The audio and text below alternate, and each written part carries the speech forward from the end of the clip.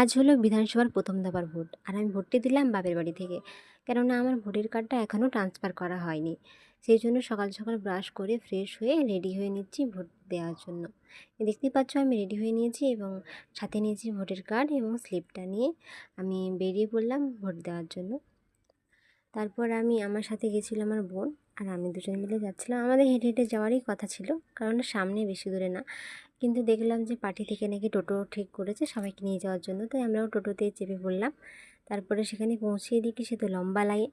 তারপর আমরা আলাপ হলো কাকিমার সাথে, আবার কাকিমার সাথে কথা বলতে বলতে তাদের মধ্যে আমিও ঢুকে পড়লাম লাইনে, মানে বলতে পারো বেলাইনে দাঁড়িয়ে পড়লাম আর কি।